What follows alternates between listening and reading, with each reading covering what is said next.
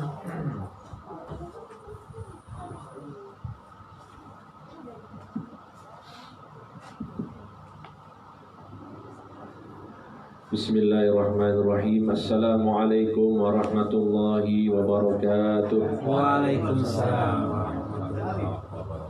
Alhamdulillah wassalatu wassalam ala Rasulillah wa ala alihi wa sahbihi wa man wala, amma ba'du. Hadirin jamaah sekalian rahimakumullah, marilah kita mulai kajian kita pada sore hari ini dengan sama-sama berniat ta'allum. Bismillahirrahmanirrahim. Bismillahirrahmanirrahim. Nawaitu ta'alluma wa ta'lim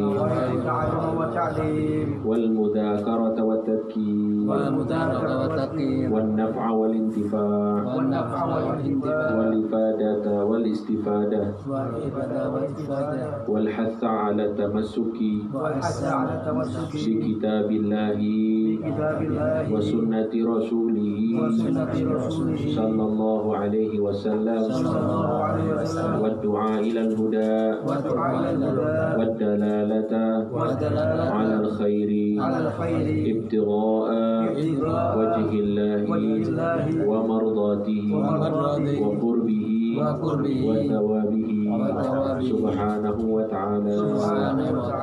Al-Fatihah.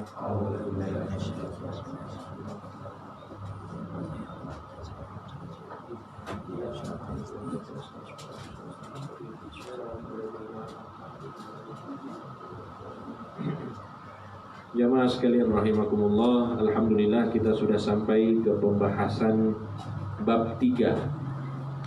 Kita masih dalam pembahasan ilmu, tapi ini sudah masuk bab 3.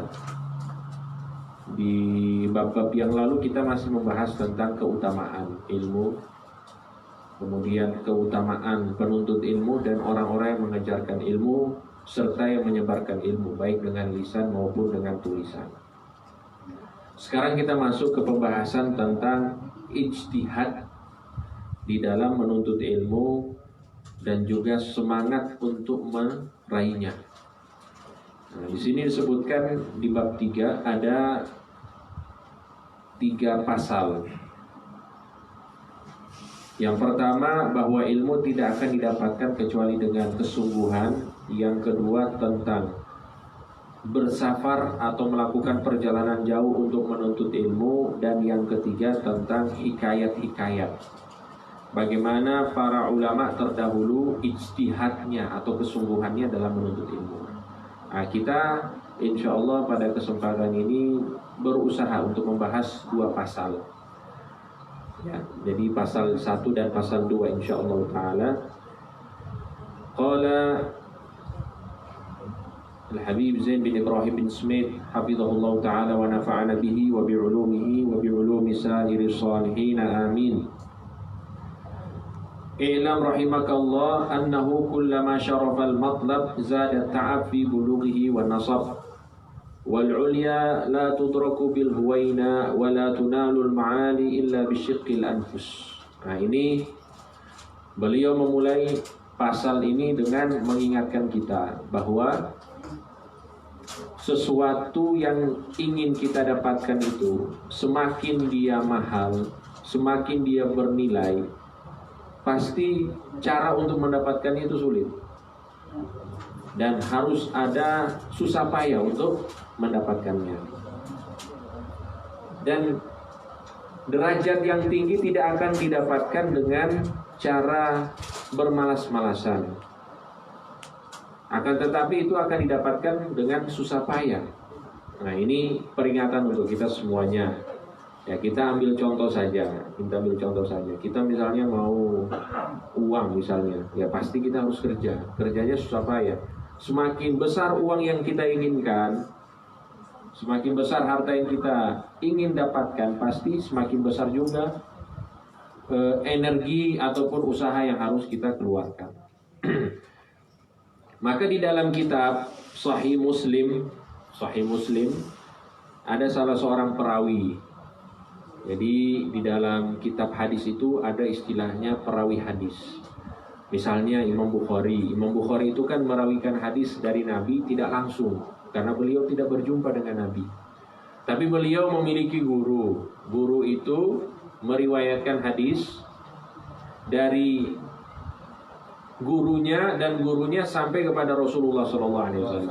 Nah, termasuk rijalul hadis, termasuk orang-orang yang meriwayatkan hadis dari Rasulullah SAW, dan Imam Bukhari, begitu juga muridnya Imam Muslim ini mengambil dari beliau ini, namanya Yahya bin Abi Katsir. Ini Yahya bin Abi Katsir ini, kalau kita baca kitab Sahih Bukhari, kan nanti bulan Rajab itu ada khataman. Nanti itu kita baca. Beliau ini termasuk orang yang sangat berhati-hati di dalam meriwayatkan hadis Nabi Muhammad SAW. Beliau berkata, la yustata'ul ilmu birahatil jasad. Ilmu itu tidak akan didapatkan dengan nyantai. Dengan kita bersantai-santai itu, ilmu itu tidak akan didapatkan. Sebagaimana yang dikatakan, la tahsabil majda tamran anta akiluhu lan tablughal majda hatta talaqas sabira. Nah, ini ada sebuah potongan dari syair. Dikatakan bahwa jangan sekali-kali engkau menganggap kemuliaan. Jadi kemuliaan ini bisa kemuliaan dunia, pangkatkah, hartakah, ataupun apa yang kita inginkan di dunia ini, kemuliaan-kemuliaan. Begitu juga kemuliaan yang nanti kita dapatkan di akhirat, jangan engkau sangka bahwa itu seperti kurma ataupun makanan yang manis yang engkau makan. Sungguh engkau tidak akan sampai kepada suatu kemuliaan sampai engkau merasakan sesuatu yang pahit. Dengan kata sobir. Sobir itu buah yang sangat pahit. Untuk itu sabar diambil dari kata sobir. Sobir itu buah yang sangat pahit, butuh kesabaran. Ya, orang ingin pangkat saja itu harus ya bersusah payah. Ya, kita ambil contoh aja, mau naik mau jadi DPR atau apapun itulah. Itu kan harus kampanye dulu, panas-panasan supaya dapat itu. Ini masalah dunia, apalagi masalah akhirat. Maka lebih daripada itu. Dikatakan juga laulal masyaqqatu sadan nasu kulluhum. Kalau bukan karena kesulitan, maka semua orang pasti akan menjadi pemimpin. Pasti akan berkuasa kalau tidak ada kesulitan. Al-judu yuftiru wal iqdamu qattalu. Orang yang dermawan itu, orang yang dermawan pasti disanjung-sanjung kan. Orang yang dermawan itu pasti dia mengeluarkan harta. Dan harta itu, ya kita berbicara ini dalam konteks yang nyata lah. Orang ngeluarin uang itu pasti kan uangnya berkurang, iya kan? Itu butuh usaha untuk menjadi dermawan. Untuk menjadi mulia, dikenal sebagai orang dermawan itu butuh usaha. Wal iqdamu qattalu, dan orang yang berani juga itu mematikan. Orang yang terkenal dengan keberaniannya itu sebenarnya mempertaruhkan nyawanya, iya kan? Nah, maka orang yang ingin mendapatkan kemuliaan dunia saja itu perlu apa? Perlu usaha, perlu pengorbanan. Nah, maka untuk hal-hal seperti ilmu dan juga bekal kita menuju negeri akhirat itu lebih butuh lagi. Jamaah sekalian rahimakumullah, lanjut. Nah, ini masih ada perkataan seorang ulama. Ini masih kaitannya dengan ilmu ya. I'lam annal ilma bati'ul lizam. Ketahuilah bahwa ilmu itu sulit sekali untuk kita kuasai. Ya benar. Ilmu banyak sekarang. Sarana untuk mendapatkan ilmu gampang. Buka YouTube silahkan. Akan tetapi untuk menetapkan ilmu itu di dalam pikiran kita, di dalam hati kita itu tidak mudah. Ba'idul maram, dan tujuannya itu jauh. Perjalanan menuju ilmu itu jauh. La yudraku bisiham. Di sini diistilahkan ilmu itu tidak didapatkan dengan apa? Dengan lemparan panah. Ini senjata zaman dulu kan. Jadi pakainya panah. Wala yurafil manam, dan tidak dilihat di mimpi. Orang mimpi kemudian langsung dapat ilmu. Katanya ilmu laduni. Tapi itu kan jarang. Itu jarang. Wala yuratu anil aba'i wal a'mam, dan ilmu itu tidak diwariskan dari orang-orang tua. Orang alim, anaknya tidak mesti alim. Kecuali kalau memang anaknya belajar seperti ayahnya jadi alim. Karena apa? Ilmu tidak diwariskan. Kalau harta diwariskan, tapi kalau ilmu tidak, butuh kesungguhan masing-masing. Innama huwa syajaratun la tasluhu illa bil ghars. Ilmu itu ibarat pohon yang tidak pantas kecuali ditanam. Wala tughrasu illa fin nafs. Dan tanaman ilmu ini tidak pantas dan tidak cocok kecuali ditanam di dalam diri kita, di dalam jiwa kita. Wala tusqa illa bidars. Dan tidak disirami tanaman ilmu ini, pohon ilmu ini, kecuali dengan belajar. Jadi kita ini ingin membangun tanaman ilmu atau pohon ilmu di dalam diri kita. Untuk menumbuhkannya harus disiram, siramnya dengan belajar. Wala tuhassalu illa bistinadil hajar. Dan tidak mungkin didapatkan kecuali apa? Menyandarkan diri di batu. Ini ibarat apa? Bahwa kalau orang yang nyantai, maunya duduk belajar di sofa, nggak mau melantai, maka jangan harapkan dia mendapatkan ilmu. Waftirashil madar, dan juga tidur beralaskan tanah. Jadi ini menandakan jangan kita ketika menuntut ilmu itu bermewah-mewahan. Nah, untuk itu ini kita bisa lihat lah. Ya, zaman sekarang ini kan pondok-pondok pesantren itu yang ada yang fasilitasnya luar biasa, ada yang fasilitasnya ya wallahu taala alam lah, pas-pasan. Tapi kira-kira hasilnya gimana? Bisa kita lihat hasilnya dari keluaran pondok ini, mana yang memang benar-benar kuat gitu secara keilmuan. Kebanyakan yang biasa-biasa kan, yang pas-pasan, yang makannya mungkin ya jauh gizinya.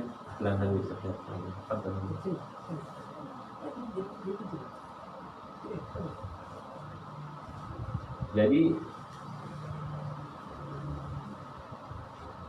yang pas-pasan. Jadi yang pas-pasan itu ternyata itu lebih bisa menghasilkan orang-orang yang luar biasa. Wa imani sahar, dan selalu bersahar. Ya, bersahar itu artinya begadang. Tapi begadang untuk belajar. Wa qillatin naum, nah sedikit tidur. Wasilatil laili bil yaum, menyambung malam dengan siang, dengan pagi hari. Tapi ini memang sulit untuk zaman sekarang, masya Allah sulit. Untuk itu ya ulamanya yang benar-benar ulama itu jarang. Yang benar-benar menguasai ilmu itu jarang. Karena ini syaratnya ini harus benar-benar belajar menyambung pagi dan malam. Waktu-waktunya itu diisi dengan ilmu.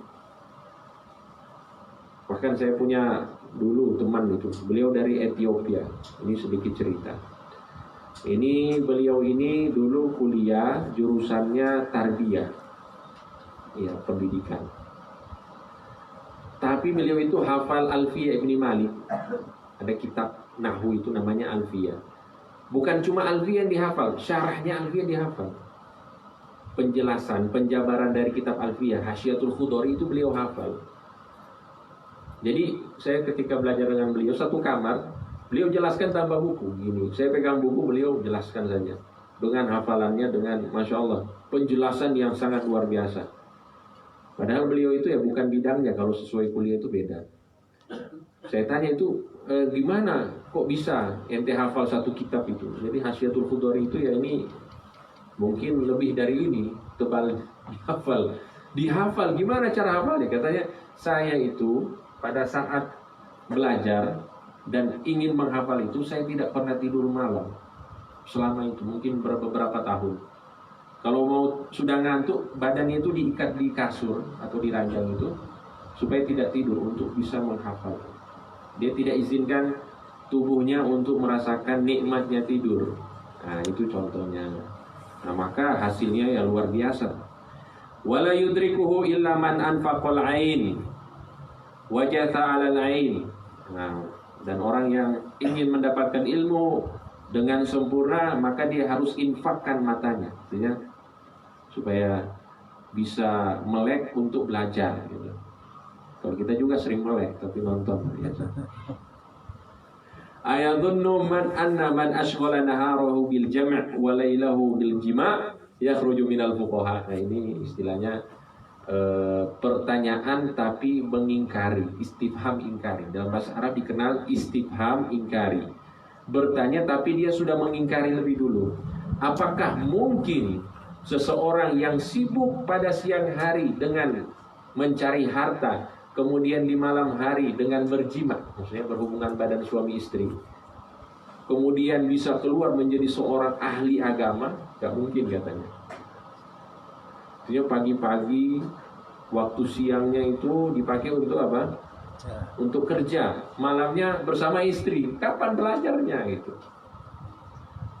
Nah, tapi ini kan untuk khusus ini, untuk orang-orang yang ingin belajar benar-benar, anak-anak kita nanti, kita arahkan seperti ini. Usahakan ya waktu-waktunya kalau kita inginkan dia menjadi seorang ulama ya harus seperti ini. Ulama berkata, al-ilmu in a'taitahu kullak yu'tika ba'dah. Ilmu itu, ini hakikat ilmu ini. Kalau kamu berikan semua waktumu, pagimu, siangmu, soremu, malammu untuk ilmu, maka ilmu itu akan memberikan dirinya untukmu sebahagiannya. Kalau kita semua yang sudah kita kasih untuk ilmu, ilmu hanya ngasih sebahagiannya. Wa in a'taitahu ba'dah. Tapi kalau kamu hanya memberikan sebagian waktumu untuk ilmu, pada saat kosong, pada saat ya sedikit saja dari waktu yang kita berikan untuk ilmu, lam yu'tika syai'an, maka ilmu tidak akan memberikanmu apapun itu. Jadi ini memang sangat sulit. Nah, tapi ini kembali lagi ini hukumnya bagi orang-orang yang benar-benar kayak beliau ini santri gitu. Ya, santri ini ya memang harus fokus. Harus fokus. Nah, anak-anak kita insyaallah. Kalla wallah hatta yaqsidad dafatir wa yastashibal mahabir. Jadi seorang menjadi ulama itu dia harus benar-benar selalu dengan buku dan juga selalu dengan penanya. Wa yaqta'al kifar, dan dia juga harus melakukan perjalanan jauh. Wa yasila ila talabil ilmi bainan nahari wal lail, dan menyambung waktunya untuk selalu belajar. Wa yuwafiqu minas sabri murran thayyiban wa minat taufiqi. Dan orang yang benar-benar Allah Subhanahu wa taala arahkan untuk belajar, maka dia akan mendapatkan manisnya di dalam belajar. Ya kayak kita ginilah, kita kerja. Kalau kita kerja, kalau sudah enak dengan kerja itu, oh berarti memang diarahkan ke sana. Tapi kalau orang kerja misalnya nggak sukses-sukses, oh berarti mungkin ada yang lain. Mungkin dia dalam ilmu oke. Ya, kita kan sudah dengar kisahnya itu, ada seorang ulama dan sudah tersebar itu kisahnya, Syekh Abdurrahman Al-Hafar. Beliau penggali kubur. Penggali kubur, satu ketika beliau itu apa? Diperlihatkan oleh Allah Subhanahu wa taala sebagai hidayah dan taufik untuk beliau supaya meninggalkan profesinya ini penggali kubur.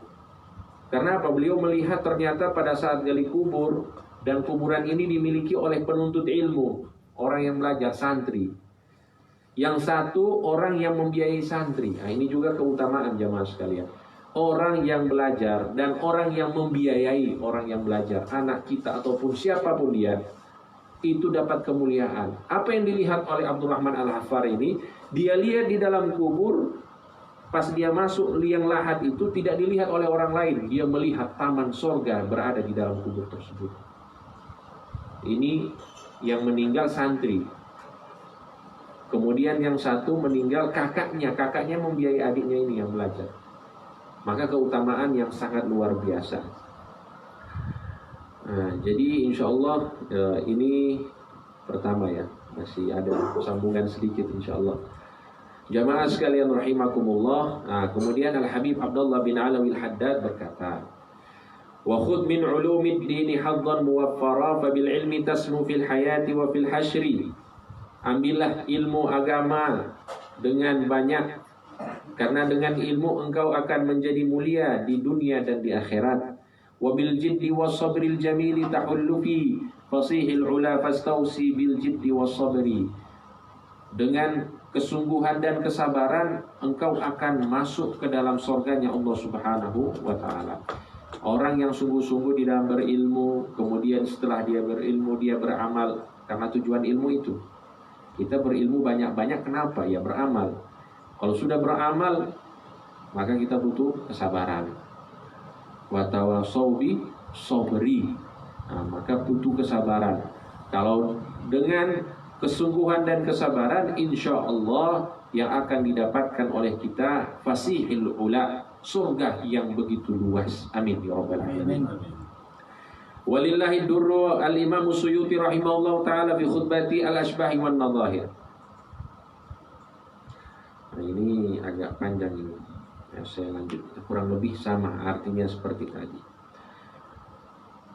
Wa min kalam al-Imam Amirul Mukminin Umar bin Khattab. Sahabat Nabi Umar bin Khattab, beliau berkata, tafaqqahu qabla an tusawwadu. Nah, ini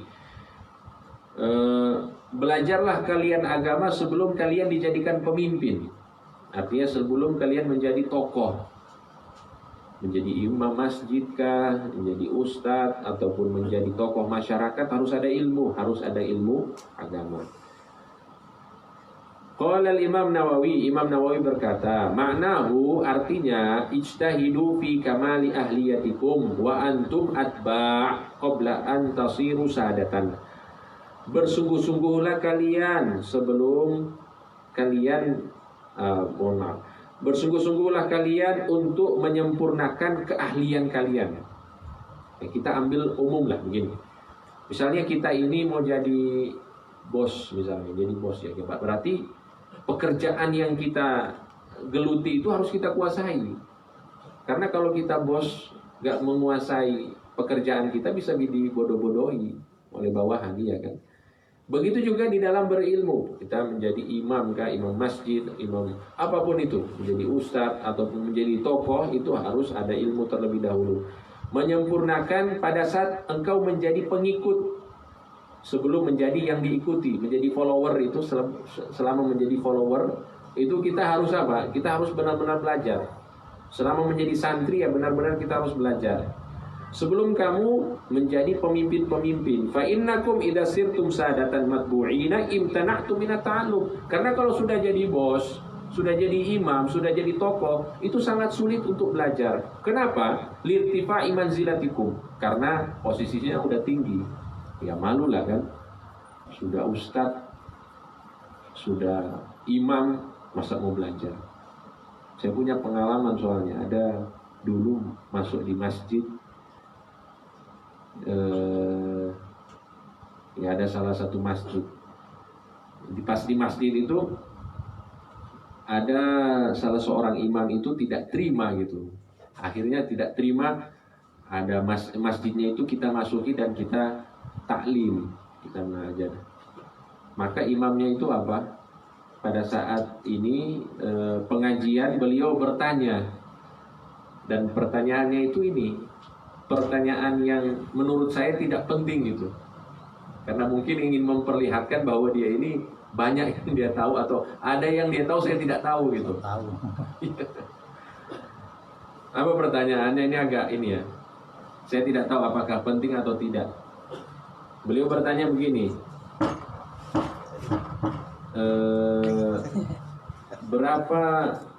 Berapa jumlah alladzi di dalam Al-Qur'an? Dia tanya ke saya, berapa jumlah alladzi di dalam Al-Qur'an? Terus saya bilang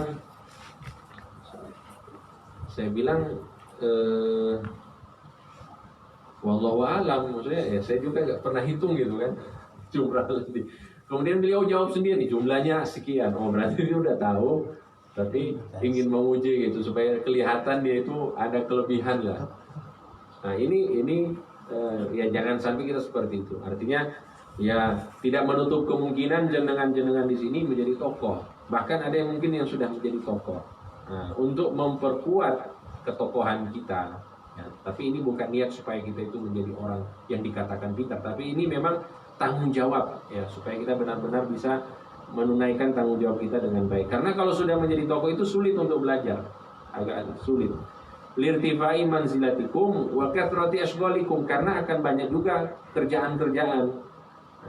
Wa hadha ma'na qaulil Imam Syafi'i, dan ini seperti yang disampaikan oleh Imam Syafi'i, tafaqqah, belajarlah kalian qabla an tar'as, sebelum kalian menjadi pemimpin. Fa idza ra'asta fala sabila ila tafaqquh, karena kalau kamu sudah menjadi pemimpin tidak mungkin kamu bisa belajar. Nah, ini jamaah sekalian rahimakumullah. Nah, kemudian di sini ada penyampaian dari Al-Imam Malik bin Dinar. Ini Malik bin Dinar ini seorang ulama dari kalangan tabi'in. Tabi'in itu muridnya sahabat, tidak berjumpa dengan Nabi. Kalau sahabat yang berjumpa dengan Nabi, kalau tabi'in yang berjumpa dengan sahabat tapi tidak berjumpa dengan Nabi. Malik bin Dinar berkata, "Man talabal ilma li nafsihi fal qalilu minhu yakfihi." Barang siapa yang menuntut ilmu, yang belajar, yang ngaji untuk dirinya, maka sedikit itu cukup untuknya. Jadi kita tinggal lihat. Kalau kita belajar untuk diri kita saja, maka sedikit ilmu cukup. Wa man talabal ilma linnas, tapi yang belajar untuk orang lain, artinya belajar supaya bisa diajarkan kepada orang lain, fa hawaijun nasi katsirah. Maka kebutuhan-kebutuhan manusia itu banyak, unek-uneknya banyak, pertanyaan-pertanyaannya banyak, maka yang dipelajari juga harus banyak. Jadi kalau kita sekarang ya tinggal pilih, kita mau belajar ini untuk siapa. Kalau hanya untuk kita ya sedikit cukup, ya tentang bab sholat, syarat-syarat, rukun-rukun, sunnah-sunnah, kemudian puasa, itu kan yang paling penting. Kalau punya kelebihan harta berarti tentang zakat, tentang haji, umroh, dan lain sebagainya. Begitu juga yang penting yang terkait dengan profesi kita. Ya pedagang berarti harus tahu fikih dagang. Orang misalnya di dalam dunia lain, bukan dunia lain, maksudnya dunia profesi yang lain. Dalam profesi yang lain maka dia harus pelajari profesinya itu. Supaya apa? Supaya jangan sampai dia jatuh ke dalam keharaman, maksiat tapi dia tidak tahu. Jadi kalau ingin belajar itu ya itu saja kalau yang mau sedikit-sedikit. Tapi kalau misalnya yang ingin menjadi ya ustadz ataupun dia mengajar kepada orang lain, maka dia harus lebih belajar lebih. Nah, inilah yang dimaksud di sini. Tapi sedikit banyak jamaah sekalian, sebagaimana yang sudah kita sampaikan bahwa tingkatan berilmu itu akhirnya ialah menyebarkan. Karena ketika kita sudah belajar, kemudian kita sudah amalkan, maka akan ada tahapan selanjutnya kita sebarkan. Kalau misalnya kita tidak bisa menjadi ustadz misalnya, ya minimal orang-orang terdekat kita, anak kita, istri kita, saudara kita itu kita ajarkan. Dan pelajaran itu tidak harus seperti ini, tidak harus bikin pengajian. Ngobrol biasa, ya tentang hal-hal yang kita tahu ya kita sampaikan. Karena itu apa? Itu termasuk zakat ilmu. Jadi ilmu itu juga harus dizakatkan, harus diberikan kepada orang lain. Baik jamaah sekalian rahimakumullah, mungkin kita berikan kesempatan insyaallah untuk munsyid, untuk memperdengarkan lantunan-lantunan sholawat Nabi Muhammad SAW. Kemudian nanti kita lanjutkan. Allahumma salli wa sallim ala sayyidina Muhammadin wa ala ali sayyidina Muhammad. Allahumma salli ya Rasulullah.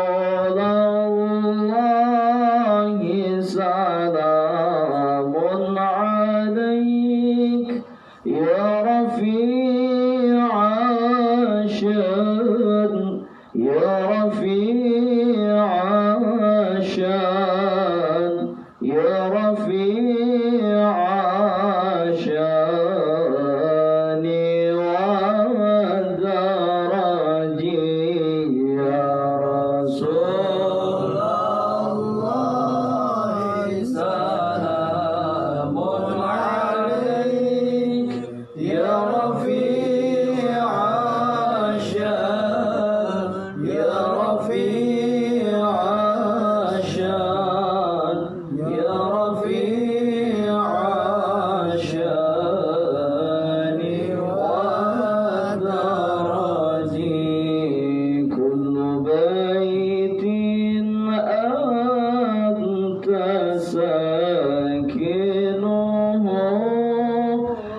ليس محتاجا ليس محتاجا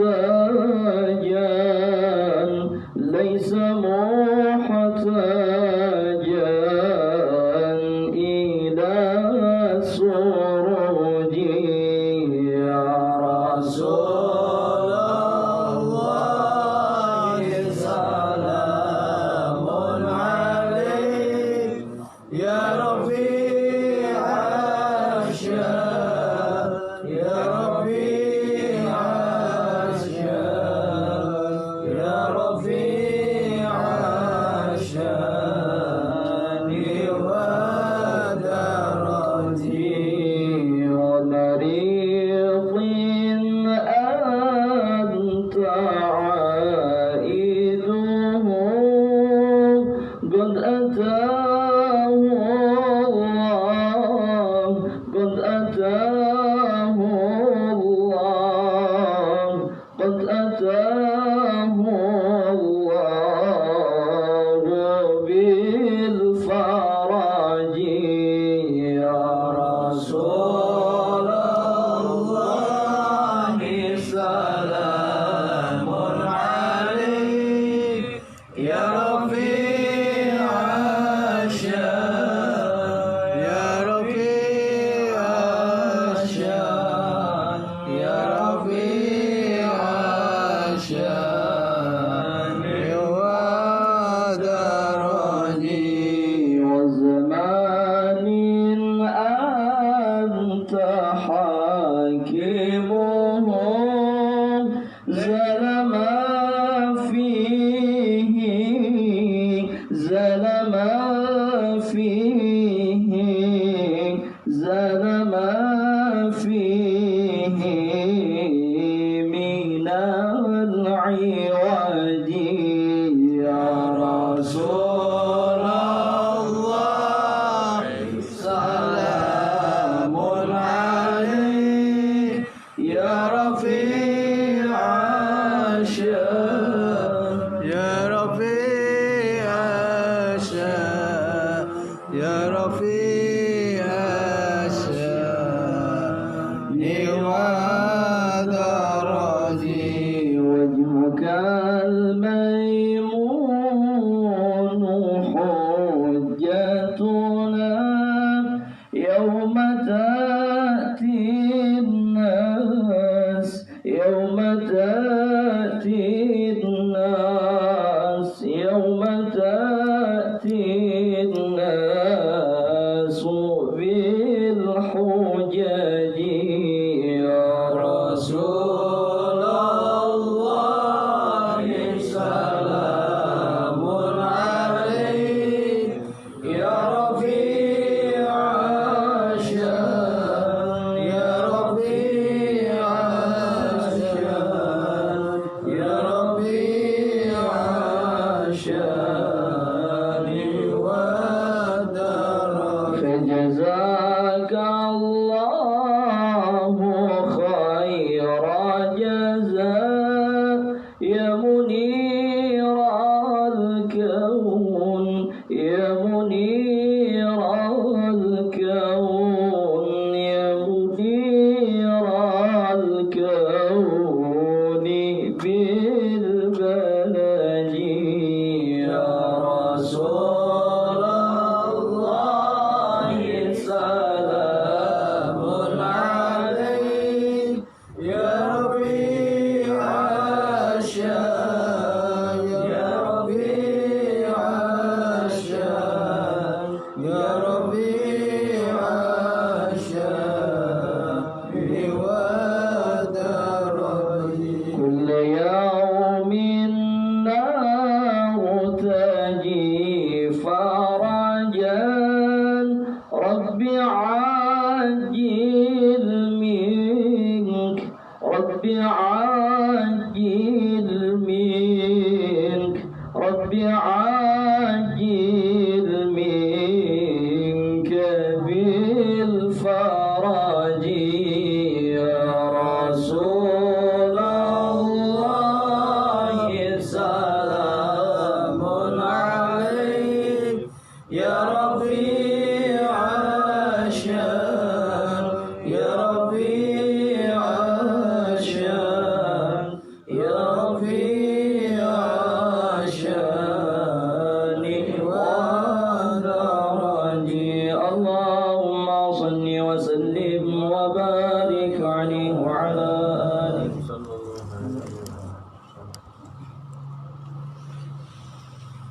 shalli wa sallim wa barik alaihi wa ala alihi.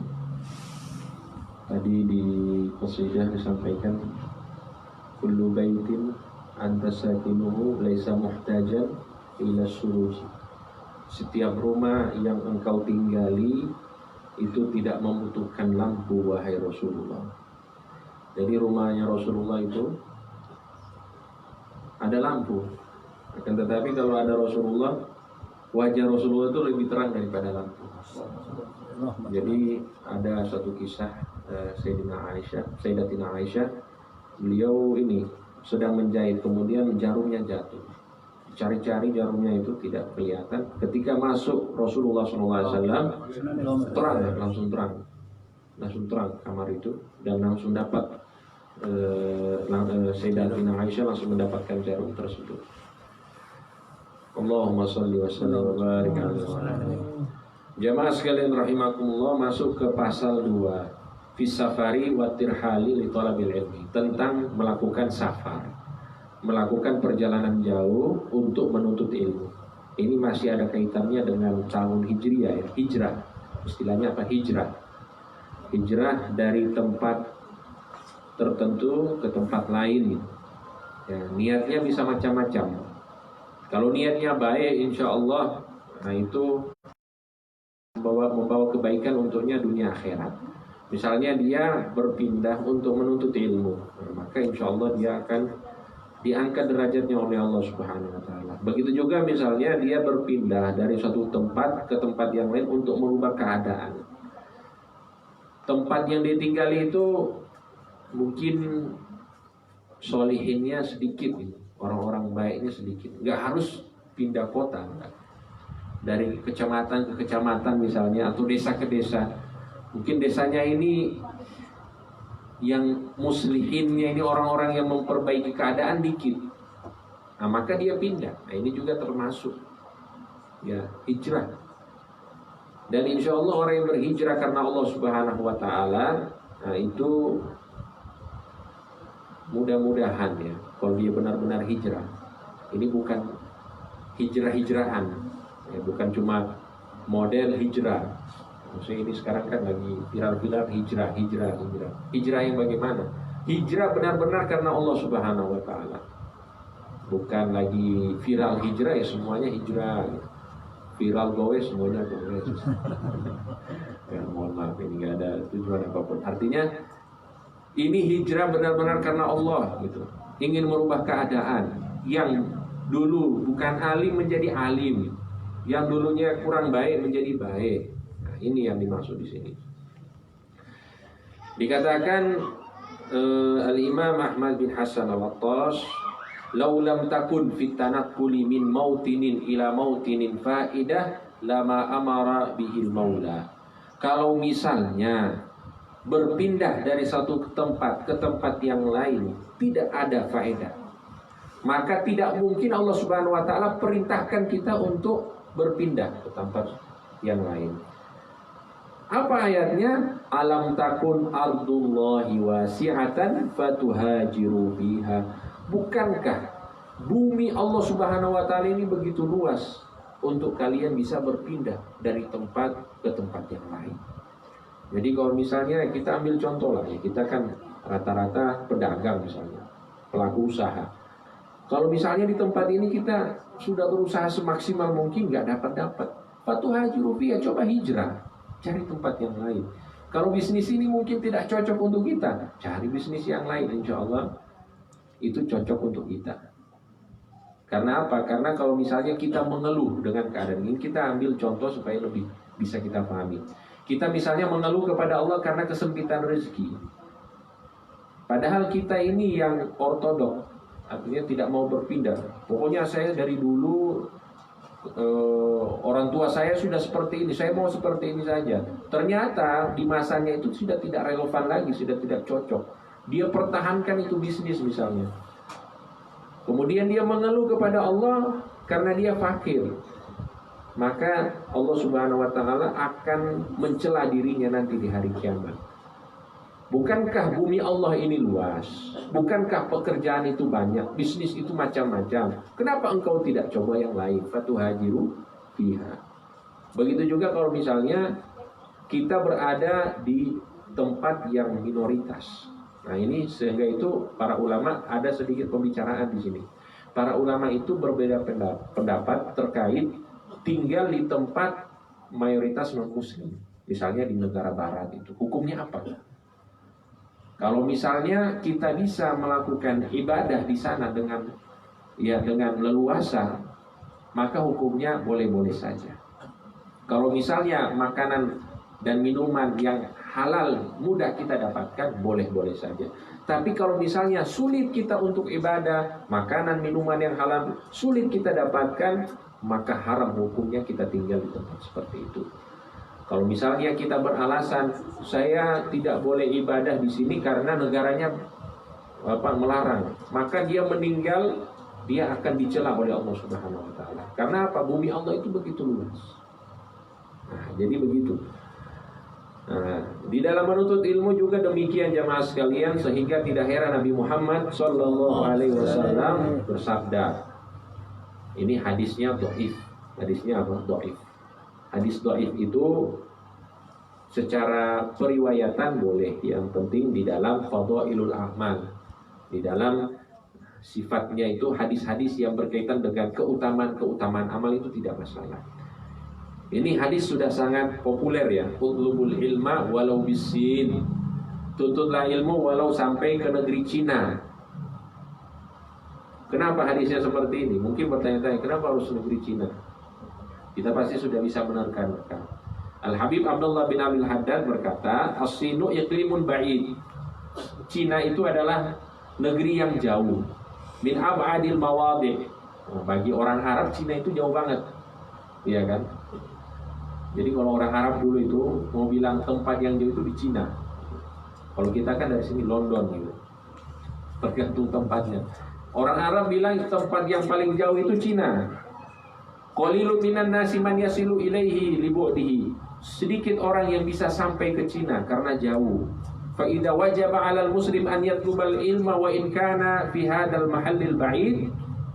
Kalau misalnya seorang muslim sebagaimana hadis Nabi Muhammad SAW wajib menuntut ilmu walaupun sampai ke negeri Cina yang jauh itu, fa kaifa la yajibu alaihi idza kana bainal ulama. Bagaimana kasusnya? Bagaimana keadaannya kalau misalnya dia hidup di tengah-tengah ulama? Kalau di negeri yang jauh saja wajib, apalagi yang hidup di tengah-tengah ulama. Ulamanya banyak, kiainya banyak, nggak mau belajar, keterlaluan. Wala yalhaquhu fi talabihi katsir mu'natin wala masyaqqatin katsira. Padahal untuk belajar di tengah-tengah, ya, dia hidup di tengah-tengah ulama itu tidak membutuhkan banyak pengeluaran dan kesulitannya itu sedikit. Ya, kita jangan bayangkan ya seperti apa dulu orang-orang belajar. Nanti insya Allah kita akan bahas setelah pasal ini di pertemuan yang nanti insya Allah. Nah, ulama berkata inna rihlata fi thalabil ilmi imma fardhu ain. Nah, ini pembahasan tentang hukum. Menuntut ilmu menurut ulama bisa menjadi fardhu ain. Ya, fardhu ain artinya setiap orang wajib. Idza lam yajib fi baladihi man yu'allimuhu. Kalau misalnya di kawasannya, di tempatnya, negerinya, desanya, kecamatannya tidak ada yang bisa mengajarinya, maka wajib baginya untuk safar. Tapi alhamdulillah sekarang ini sudah tidak berlaku. Ya, dimanapun insya Allah ada orang yang bisa mengajar. Kalau tidak ada itu ya kita bisa buka handphone, buka YouTube, ya buka pengajian. Ya, tapi kita harus benar-benar melihat ya, ustadz-ustadz ataupun guru-guru yang benar-benar jelas keilmuannya.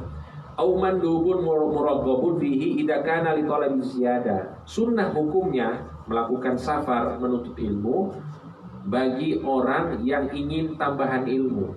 Jadi dia misalnya sudah belajar, sudah nyantri di Indonesia, sudah ikut pengajian, atau misalnya di Jogja ini sudah ingin nambah ilmu di tempat lain, di Jakarta atau di mana, silahkan, itu hukumnya sunnah.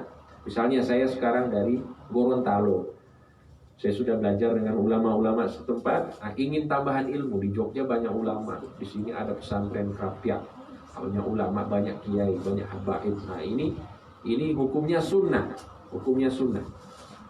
untuk melakukan safar.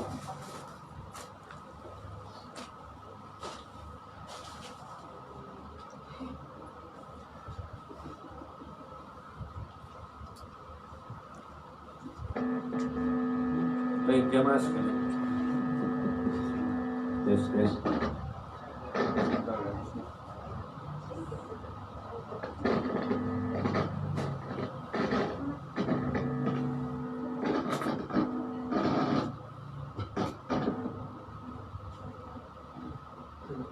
Tes ya.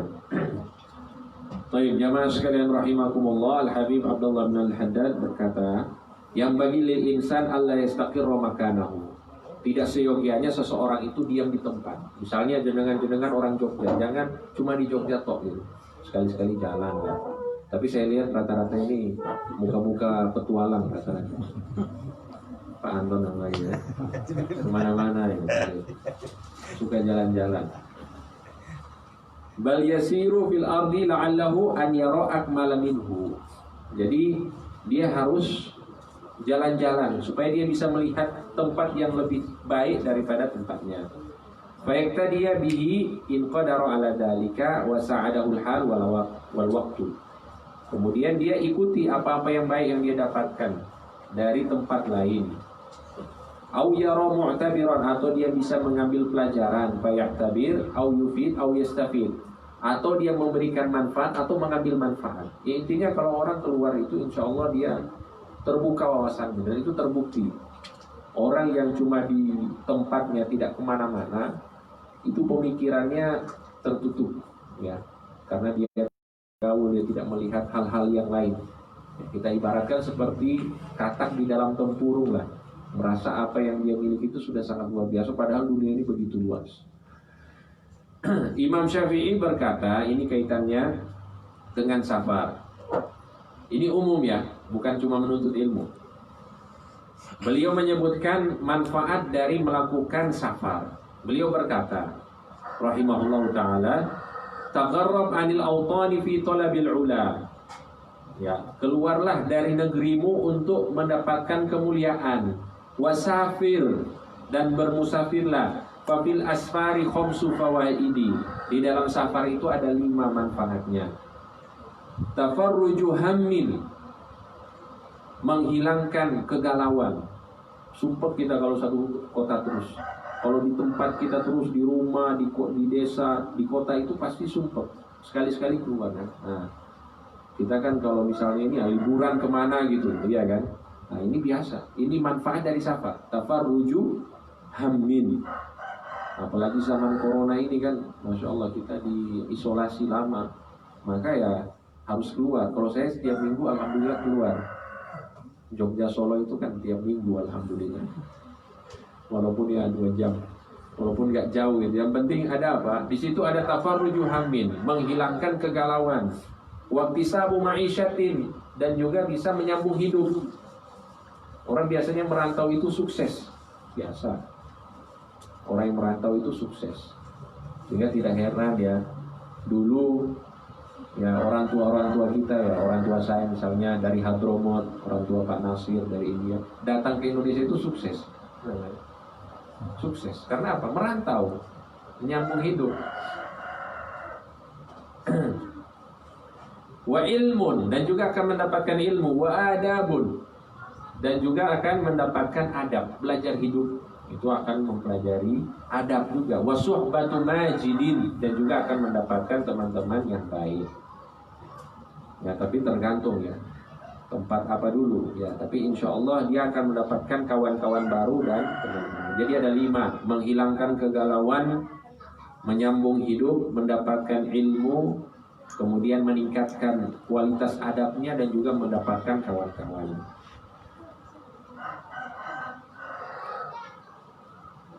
Ada di sini contoh.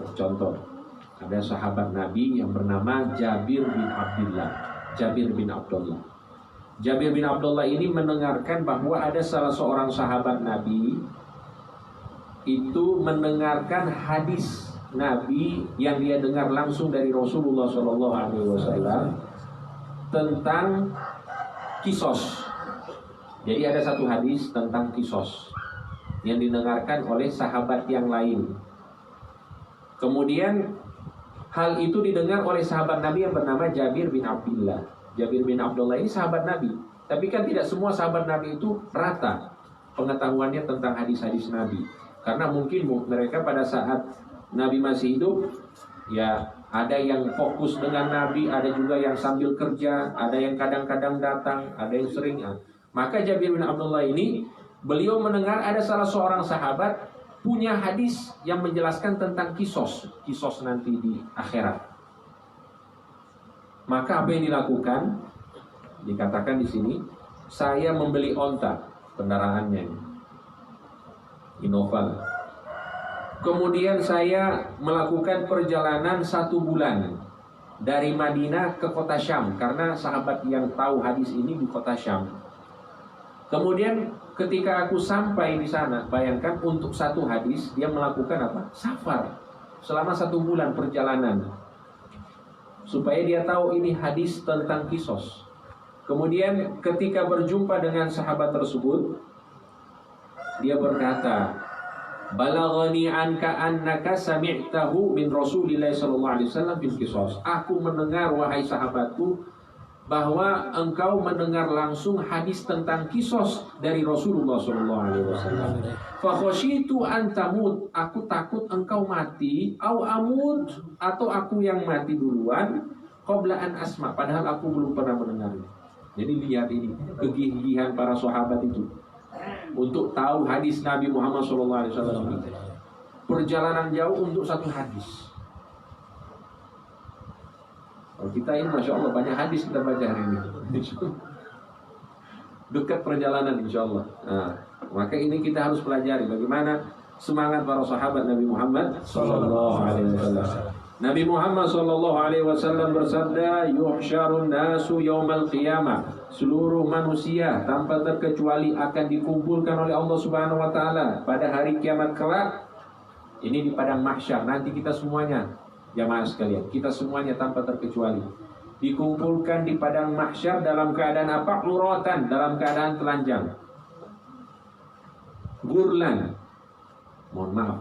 Gurlan ini artinya kalau yang sudah khitan kembali lagi, yang sudah disunat kembali lagi. Itu nanti di akhirat kelak. Buhman, tidak membawa apa-apa. Ini nanti kita bisa bayangkan keadaannya ini seperti ini nanti. Telanjang, gurlan, ya tidak membawa apa-apa. Dia dalam keadaan yang tidak tersunat, kemudian tidak membawa apa-apa. Kemudian akan terdengar, ya, akan terdengar suara yang berkata, "Anal Malik, Anad Dayyan." Akulah penguasa pada hari ini. Ya Allah Subhanahu wa taala. Wala yanbaghi li ahadin min ahli nar. Tidak seyogianya orang yang termasuk ahli neraka an yadkhulan nar, masuk neraka, walahu inda ahadin min ahli jannah haqqun. Tidak seyogianya orang yang mau masuk neraka, sebelum dia masuk neraka ini, tidak boleh dia masuk neraka sampai dia mengambil kisos. Kalau misalnya ada dari penghuni surga yang menyakitinya, jadi dia harus mengambil kisosnya. Kisosnya itu apa? Apa yang dilakukan, misalnya dizolimi dengan lisannya, dengan tangannya, itu semuanya harus diselesaikan terlebih dahulu. Begitu juga orang yang akan masuk surga, tidak mungkin dia masuk surga kecuali urusannya dengan manusia sudah beres. Jadi kalau masih ada masalah dengan manusia, ini paling bahaya. Kalau urusan kita dengan Allah, tobat, istighfar, selesai. Tapi kalau urusan dengan manusia ini memang harus selesai, benar-benar selesai. Kalau kita ingin benar-benar tobat, ada orang yang kita zolimi, kita dulu hina, kita pukul, kita apapun, kita ambil hartanya, harus diselesaikan di dunia, Pak. Tapi kalau kita mau nunggu di sana, ada kisosnya. Harta yang diambil akan dirubah menjadi pahala. Pahala yang kita miliki dikasih sama orang yang kita zolimi tersebut.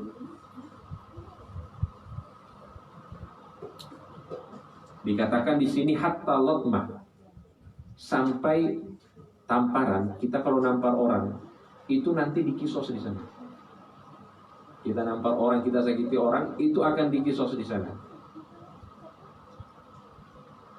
Apa yang bisa kita bawa nanti di sana? Bil hasanati was sayiat, yang akan menghiasi diri kita dalam keadaan telanjang itu hanya dua. Kebaikan-kebaikan kita, pahala-pahala kita, ataupun dosa-dosa kita.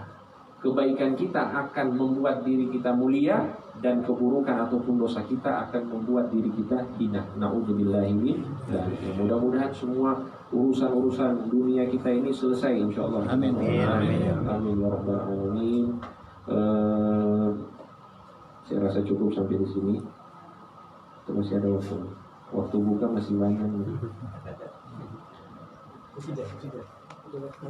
Oh, ada munsyid, masya Allah. Nah, jadi ini insya Allah di pertemuan selanjutnya kita akan bahas lebih dalam lagi tentang hikayat-hikayat para penuntut ilmu.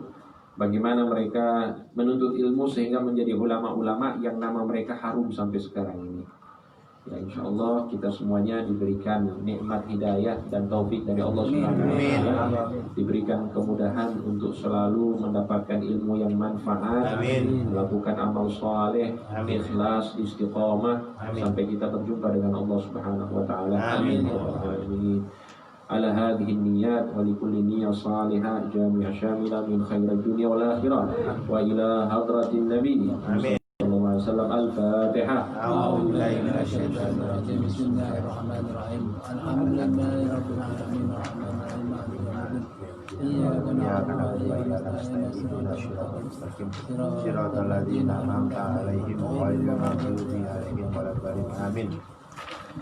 Allahumma salli wa sallim ala sayyidina Muhammadin miftahi babi rahmatillah adada ma fi ilmillah salatan wa salaman daimaini bidawami mulkillah wa ala alihi wa sahbihi. Allahumma ij'al bi ta'atika farahi wa sururi wa fi mardatika jami'a umuri. Allahumma ya alim bi'alati wa muttali' ala sarairi wa niyati اغفر جميع حاجاتي واغفر ذنوبي وسيئاتي وتجاوز عن خطيئاتي وزلاتي وتقبل جميع حسناتي وسامحني فيما مضى وما يأتي واكتبني في ديوان ساداتي واسلك بي سبيل نجاتي في حياتي ومماتي. اللهم إني طامع في عطاء راغب في رضا مستسلم لقضاء فاكتبني من أولياء واسلك في سبيل هداك والحقني بأصفياك. وصلى الله على سيدنا محمد وعلى آله وصحبه وسلم والحمد لله رب العالمين. السلام عليكم warahmatullahi wabarakatuh. Waalaikumsalam.